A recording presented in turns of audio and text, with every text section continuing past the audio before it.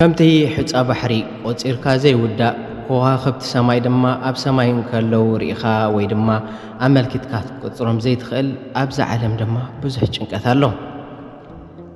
ወል ኣብ ህይወትካ ብዙሕ ለውጢ ክህበካ ኣብ ጎንኻ ኮይኑ ክድግፈካ ናብ ዝለዓለ ደረጃ እውን ንኸብፅሐካ ኢልካ ትቐርቦ ትላለዮ ሰብ ምስ ተላለኻዮ ድማ እግዚኣብሔር ፈቒድዎ ድማ ኣብ ቁም ነገር ትበፅሕ። ኣብ ቁም ነገር በፂሕካ ከዓ ነቲ ዘሎ ናይ ዓለም ጫውጫውታ ናይ ዓለም ዘሎ ምኒን ናይ ዓለም ዘሎ ቃንዛ ገዲፍካ ከዓ በቲ መጽሓፍ ቅዱስ ዝብሎ ከዓ እንዳተማላልእኻ ክትነብር ትፍትን። ኣብዚ ሰዓት እዚ ገለገለ ሰባት ንመዓልቲ ይጎድኡኻ፣ ገሊኡን ንሰሙና ትጎድአካ፣ ካብኡ ሓሊፉ ንዓመት ትጎድአካ፣ ካብኡ ሓሊፉ ድማ ክሳዕ ንዘለኣለም ክሳዕታ ሓመድ ኣዳም ተኣቱ ድማ ዝጎድአካ ሰብ ኣሎ። እዚ ማለት ኣብ ህይወትካ ማዕረኽ እንደይንሰብ ተኣምና ኣለኻ ማለት እዩ። እኔያው መጽሓፍ ቅዱስን ኢልዎ እዩ ካብ እግዚኣብሔር ዝረሓቐ ሰብ ኣብ ሰብ ዝውከር ርጉም ይኹን ኢልዎ ኣሎ።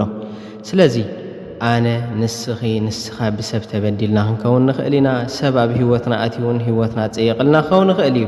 ኮይኑ ግን እቲ ህይወት ዘይፀየቕ ነቲ ዝተፀየቐ ህይወት ዘዕሪ ኢየሱስ በዓል ናዝሬት ናብኡ ንዓ ናብኡ ንዒ እንሆ ኣነ ካብ ዝሕከም ነዊሕ ገይረ ኣለኹ ሰብ በዲልኒ ኢለ ካብ እግዚኣብሔር ካብ ዝርሕቕ ነዊሕ እዋን ኮይኑ ነይሩ። እግዚኣብሔር ግን ሰናይ እዩ። እንሆ ብዶክተሩ ቅዱስ ጳውሎስ ገይሩ ሓኪምንስ ንምስጋንኡ በፅዐ።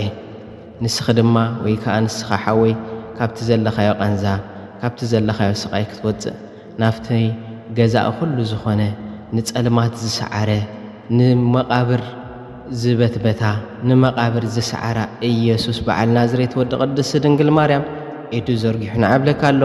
ከምቲ ኣነ ኸይደ ሰላም ዝረኸብክዎ ከምኡ ክትረክብ ከዓ ይፅዋዓካ ኣሎ ኢየሱስ እቲ ቅዱስ እሙን ዝኾነ ንጉስ ሎቱ ስብሃት።